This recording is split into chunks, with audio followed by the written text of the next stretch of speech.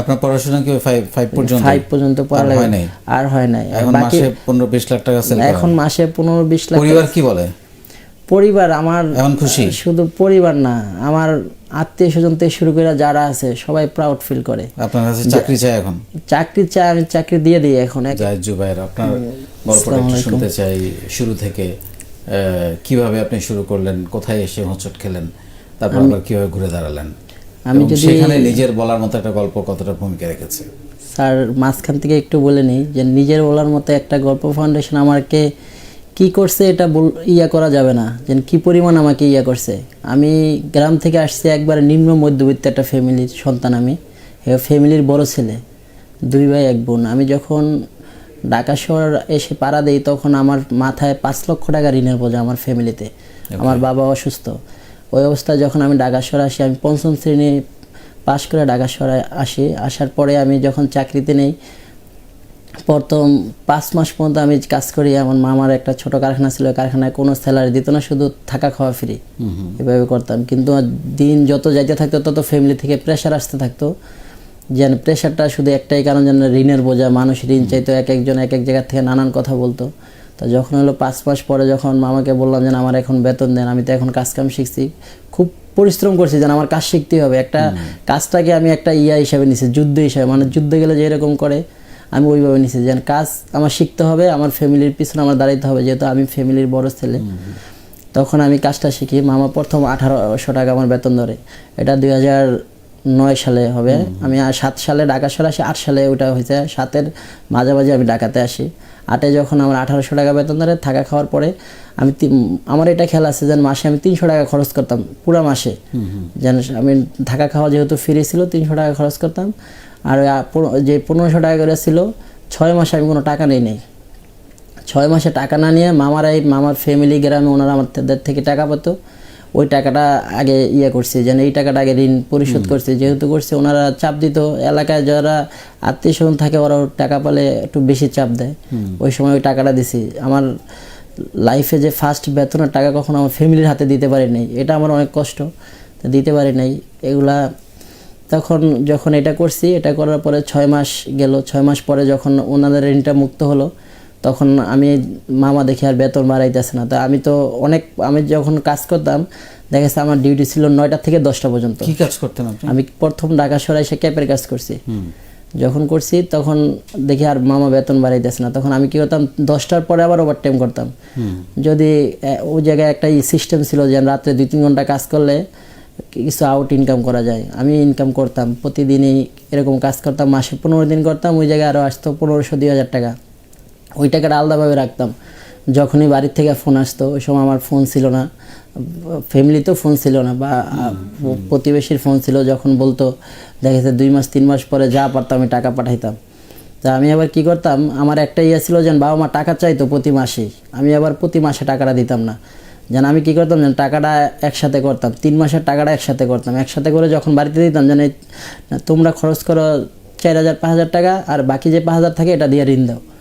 এই সিস্টেমটা করতাম, যাতে ঋণও কমতে থাকে, ফ্যামিলিও চলতে থাকে। আর যদি আমি মাসে মাসে যদি ফ্যামিলির যদি টাকাটা দিতাম, তাহলে তার আর দেখেছি ঋণটা শোধ করা হতো না। দেন আমি শুধু সুদের টাকাটা দিয়ে যেতাম, মানুষের কখনো দিতে পারতাম না। তো এর ভিতরে বাড়িতে ঘর ছিল, ঘর দুয়ার ছিল সব। বাবা ঘরটা বিক্রি করে ফেলছে, একটা বড় ঘর ছিল, এটা বিক্রি করছে, 2 লক্ষ টাকা ওটা দিয়েছে। পরে 3 লক্ষ টাকা ঋণ ছিল, জমিন ছিল, জমিনটাও বিক্রি করে ওইটাও দিছে। যখন দেওয়ার পরে আসছে 2010 সাল, ওই সময় আমি মাসে স্যালারি পাইতাম 4000 টাকা।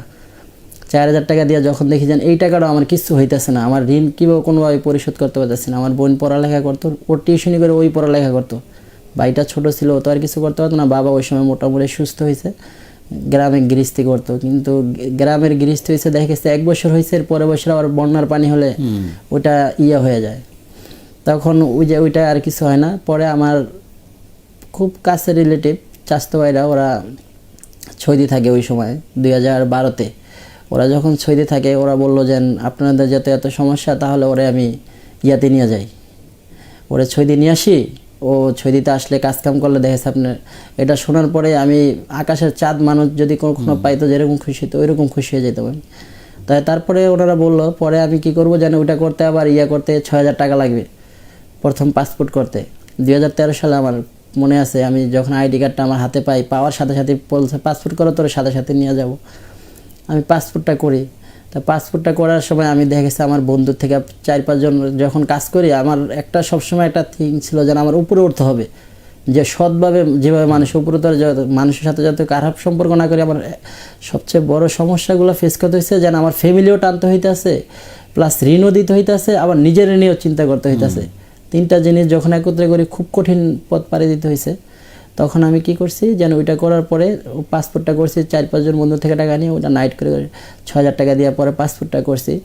তো চাচতো ভাইরা বলছিল 2014 সালের দিকে যেন আমাকে সৌদি নিয়ে যাবে। তো ওরা প্রথম বলছে নিয়ে যাবে, পরে বলে যেন আপনাদের যে জমিন আছে ওগুলো বিক্রি করে দেন, কিছু টাকা দেন, সৌদি তো 3-4 লাখ টাকা লাগবে, তো আপনারা 2 লাখ ম্যানেজ করে দেন। এটা শোনার পরে আমি কি করবো আর বুঝতে পারতেছিলাম না। ওই সময় ঈদ চলে আসে, আমি ঈদে আর বাড়ি যাই নাই। যেন এটা শোনার পরে যেন বাড়ি গেলে ওদের আত্মীয়স্বজনের সাথে দেখা হবে, এটা আমার খুব খারাপ লাগবে। যেন আমাদের এত অবস্থা খারাপ থাকা সত্ত্বেও ও কীভাবে টাকাটা চায়। তারপরে আর কি করবো, ওইটা আর হয় না। পরে আমি যখন ঢাকা আসি ওই সময় আবার দেখেছে আস্তে আস্তে ইয়ার বাজার ভালো হয়। তো যখন 2013 শেষের দিকে যখন 5 জানুয়ারি যখন নির্বাচনটা হয়, তখন আমার আরেকটা বন্ধুর সাথে পরিচয় ক্যাপে। ওই সময় আমি টাকা কম কামাই, ক্যাপে দেখা গেছে কি কাজ করতাম, আমি 5,000 টাকার মতো পাইতাম মাস শেষে। এমনি আউট ইনকাম করে 6,000 টাকা হলে নিজের খরচ বাদ দিলে 4,000 টাকা থাকতো। এগুলো দিয়ে তাও দেখে ঋণ কিস্তি করতে পারতেছি না। তখন আমি আবার যখন আমার একটা নেশা আছে, ওইটা হচ্ছে আমি খেলাধুলা করতাম। তা খেলাধুলা করতে যাই কিছু বন্ধু বান্ধবের সাথে পরিচয় হয়েছে মাঠে। ওরা আবার দেখি পাঞ্জাবির কাজ করতো। তাই পাঞ্জাবির কাজে দেখেছে সপ্তাহে 2,000-3,000 টাকার কাজ করে। তখন আমার ভিতরে চলে আসলো যেন আমি এই কাজ করবো না, আমি পাঞ্জাবির কাজে চলে যাব। তাহলে পাঞ্জাবির কাজ যাইতে হলে কাজটা শিখতে তো টাকা দরকার। আর ওই সময় পাঞ্জাবির কাজ শিখতে হলে আপনার কিছু টাকা দিতে হয়, উস্তাদেরও টাকা দিতে হয়, নিজের থাকা খাওয়া করার লাগে। তা আমি যখন গেলাম তা যেন আমি শিখবই একটা প্রতিক্রিয়া করে ফেললাম। তার বাড়িতে ফোন দিলাম, তোমাদের কি কোনো ব্যবস্থা আছে, আমার কিছু টাকা দাও, আমি শিখি, তাহলে একটা মোটামুটি আমি ভালো পজিশনে নিয়ে যেতে পারবো। তখন বললো না, আমরা টাকা কই পাবো, তো আর আমাদের তো অবস্থা এমনি খারাপ, টাকা দেবো কোথা থেকে। তখন আর কি করব, এই জায়গা থেকে করতে করতে কোনো উপায় দেখতেছি না। পরে আমার একটা বন্ধু ছিল, ওরা বললাম যেন আমাকে কিছু টাকা দে, কাজে আমি 2,000 টাকা দিব না তোরে। আমাকে 2,000 টাকা তো হবে না, পরে 10,000 টাকা। পরে আমার মামা আসছিল, আপন মামা, ওকে বললাম, মামা ওই সময় ভালো স্যালারি পায়। মামাকে বললাম যে মামা আমাকে 3,000 টাকা দেন, 5,000 টাকা হইলে আমি চলতে পারবো, আমার 10,000 টাকার ব্যাক আমি 5,000 টাকা দা করবো। তাই আমার এটা অনেক খারাপ লাগে যে মামা ওই সময় অনেক বড় ধরনের একটা স্যালারি পায়, যেটা বর্তমানে অনেক, এটা আমি জানি। মামার ওই খরচও নাই, মামার ওইরকম খরচও নাই। তখন মামাকে বললাম, মামা বললো আমি 5 তারিখে মাসের বেতন পাই, ওইটা ছিল 25 তারিখ, 5 তারিখে তুই আমার একটা ফোন দিস। তা আমি বললাম ঠিক আছে 5 তারিখে ফোন দিব।